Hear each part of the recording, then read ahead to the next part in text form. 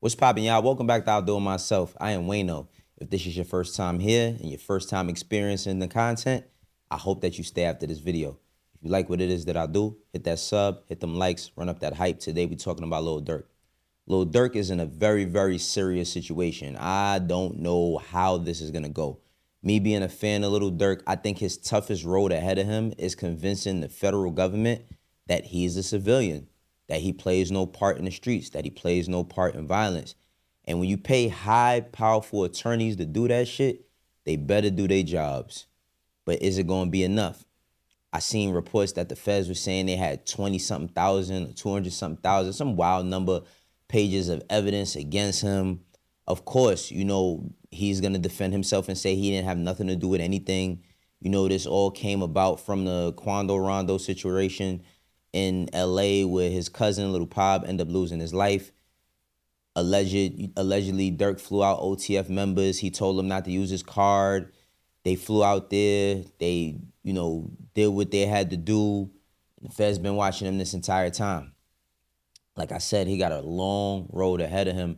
But today, a report came out that, Lil Durk was caught with an Apple Watch in jail in an attempt to destroy it, authorities say. On Monday, the prosecution filed a motion in Durk's murder for hire case, requesting an anonymous jury for the upcoming trial. The motion cites authorities finding out that Durk was in possession of an Apple Watch in August and the significant risk of witness tampering. Now, if y'all know anything, I'm not a person that I'm into all of the court stuff, but I do know that witness tampering is no joke.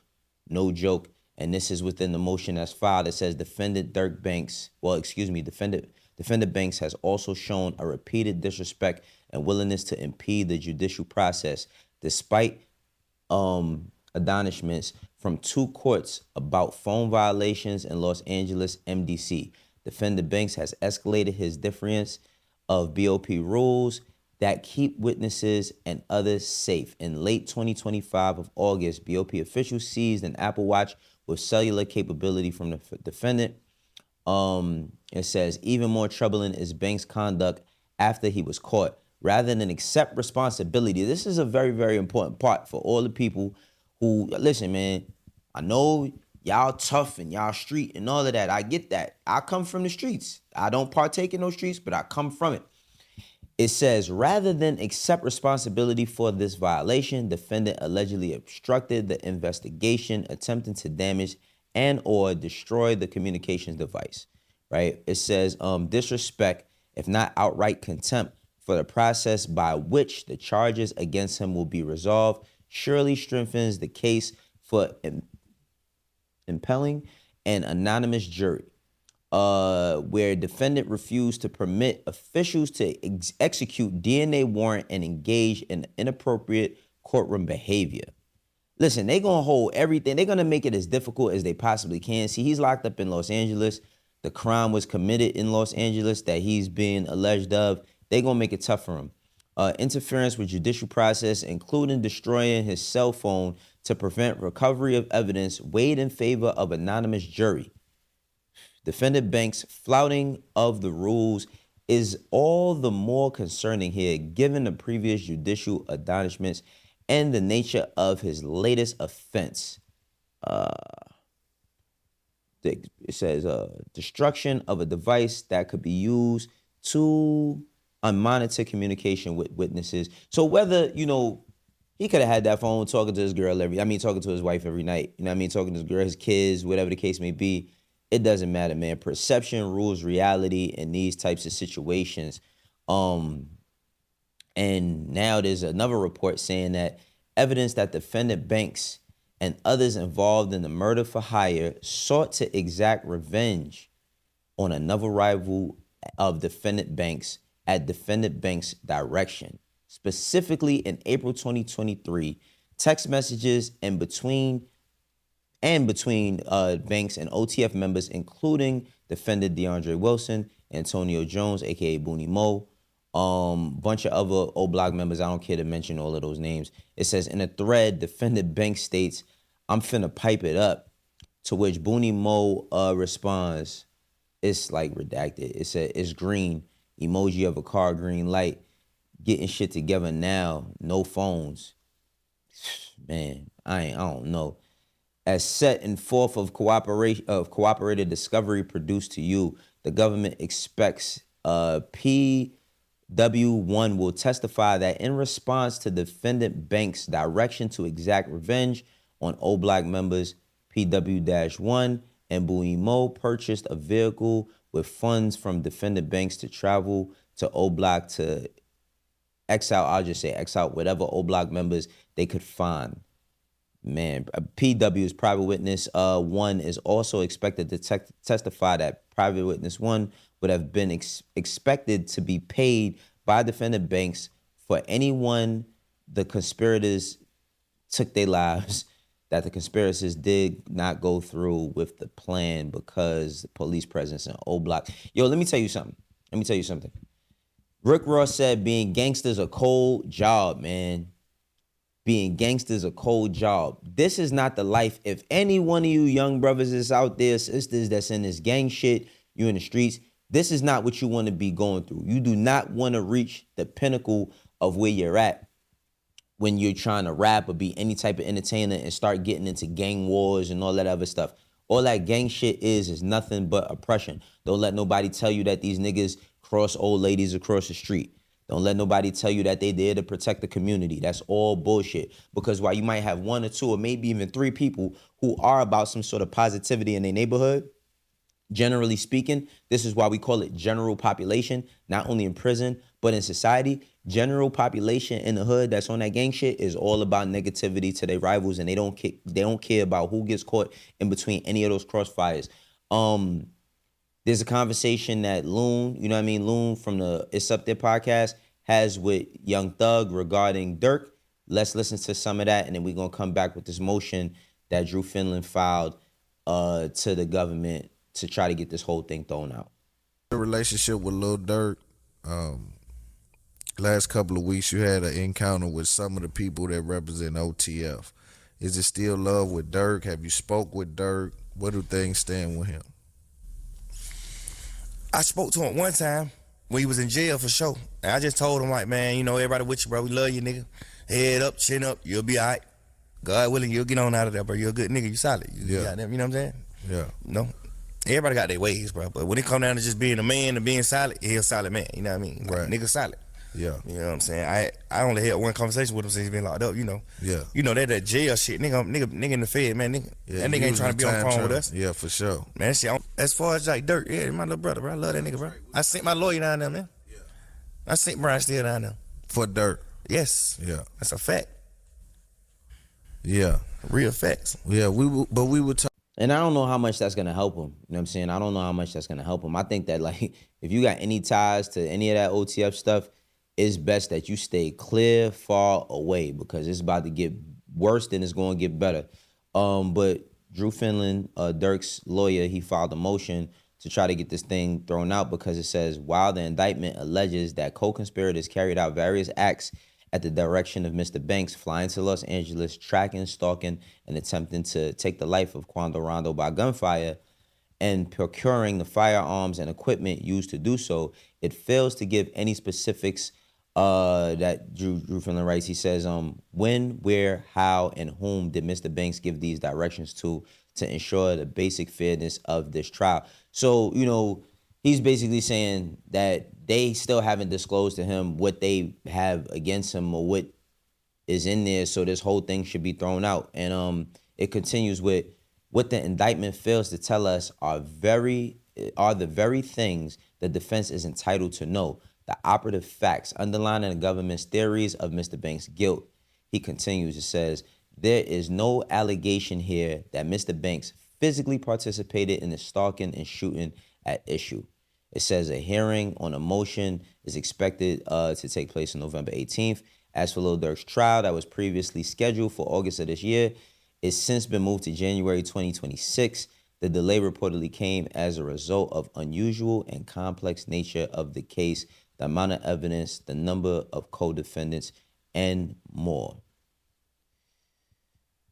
I want to talk to the youth right quick. I want to talk to y'all young ones who jacking all this gangster shit. You know, you woke up, you done put your flag on. You thinking about going on IG Live and going to the ops block and chasing them down. You thinking about putting in work so you could up your rank, so you could get more respect. Respect from whom? All the people that want to give you respect based on violence, based on negative things that affect your community are bozos, and in turn it's making you a bozo. Now, the shit that Durk is going through right now, I think the obvious thing, right? The obvious thing for people who just look at his history and Chicago and all these other things is that he's guilty, right? Like everybody say, oh, he's guilty, he's guilty, he's guilty, he's guilty. He made the song saying, no, no, no. What's his name? Quando Rondo was screaming, no, in the video is so many different things. People tie in all these, you get them Trap Law Ross episodes where he talks about such and such biggest killer is tied to Lil Durk and their best friend. It's a lot that's going around. He still has to have his day in court. He still has to have his day in court. I don't know what the outcome of this is going to be, but I'm talking to the young ones right now. If you look up to these people and you think that there's some type of superheroes because they take somebody's life, because they took a person's life, or they robbed somebody, or they sprayed up a block, or they got switches and all of that, I'm here to tell you, those are some of the easiest things you could do in life. They're some of the easiest things. You want to get your hands on a firearm that shoots rapidly, get you $2. However you want to get it. Not the toughest thing in the world. You want to take somebody's life? All it takes is the pressure of your finger. The pressure of your finger to go like that. That's all it takes to take somebody's life. These are easy feats that's going to give you the hardest time of where you want to be. You want to get your rank up. You want to have that respect. Go ahead and go to prison. If you're a young man, go ahead and go to prison and think that you're going to get that respect until you in there with an OG that's been in there since the age that you are when you got in, and he looking at you like, damn, another one. Because it's a continuous cycle. It's a continuous cycle, and the only way that you'll break this cycle is by understanding that the chain that's on your fucking mind, that's on your head, is not real. You could break that shit at any time you feel like it. You can break that chain at any time you feel like it. Is it going to be easy? No. See, that's where the hard work comes in.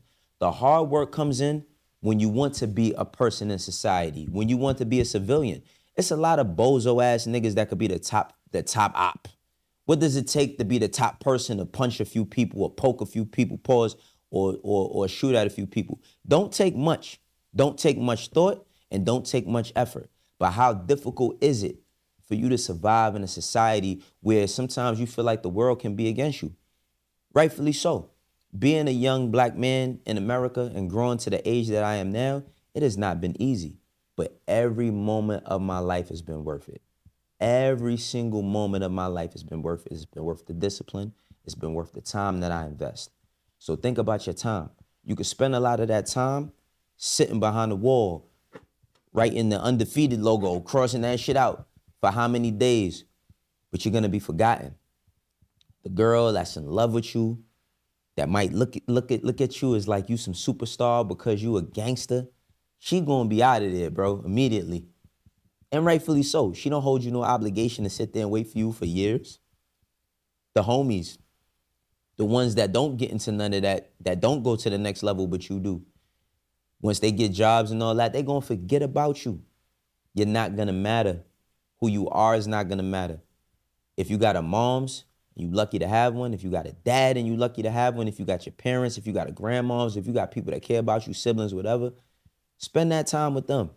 This shit is real out here. As you can see, for a person like Lil Durk, it took him about 10 years to become an overnight success. By the time he became, Schmirkio, you know what I mean? By the time he had got that moniker and he had put in all these mixtapes and toured a bunch of times and lost a bunch of times, got dropped from Def Jam, you know what I mean? Went to Alamo, turned it up, started making hits. By the time he got his Grammy, now look at where he's at. Is it worth it? Is it worth it? I think is it worth it sometimes can be a subjective idea, because if that's, if you want to be a criminal, a career criminal, and you want to, if you want to die on that hill, no pun intended, then go for it. But just understand that shit is easy. The hard part is trying to get out of a jam. It's easy to get in trouble. It's hard to stay out of it.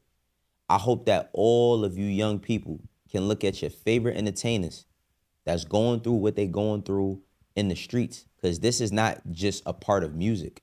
This is street and criminal activity. You know what I'm saying? This is street and criminal activity. They make songs that we like, but it stops there. These are not your leaders. You know what I'm saying? Because now the most important thing for Durk is trying to get back home to his children and his woman and his family. You know what I'm saying? And look at how, whether it's, because that's the thing, when you see these reports, people gonna say, oh, Mel, we know the system is all corrupted. They probably lying on him. He probably did have an Apple Watch, but he wasn't doing nothing. But that's the situation that you get yourself into when you become a criminal. Whether he did it or not, he gotta be tied into something for people. Listen, we all know that Durk a BD. You know what I'm saying? He's never been shy about that. We all know that Durk had a past when it came to the streets. He's been incarcerated before, in prison before, for gun charges, numerous charges. You know what I'm saying? He's been known to have some sort of level of a reputation. But what is that reputation worth today? He can't cash that shit in for nothing. And even being in jail, I think even though the streets have changed, prison has changed as well. I've been in prisons where I've gotten the opportunity to speak to young people. I was in a prison one time and I spoke to a young man. Well, he was older than me, but he came in there when he was young. He came in there at 16. He told me he was 47. I asked him where he was from. He said, I'm from Memphis, but I've been in prison so long, I'm just from jail. I said, when you got into the situation you got into, because he hurt somebody, he took some lives. He was 16. I said, did you understand?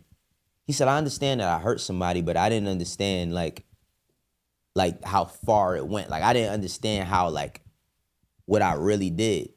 And that's because of that mind. I'm telling y'all right now, it might seem like you can't do it.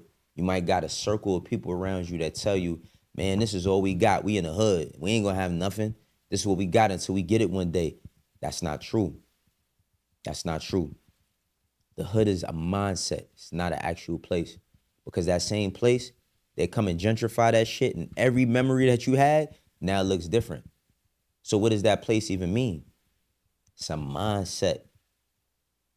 Believe that you're bigger than that mindset. Believe that you could break any chain. Believe that if your uncles was gangbanging and your dad was gangbanging and your brother was gangbanging and you kind of inherited it, that doesn't mean that you cannot change your life, brothers and sisters. It doesn't. I want the best for you. I want the best for us. This is how I do it myself. For the ones that rock with me, you know how we do. And for the ones that don't, eventually you will. After this video, I hope you stay. I'll catch you on the next one. Peace.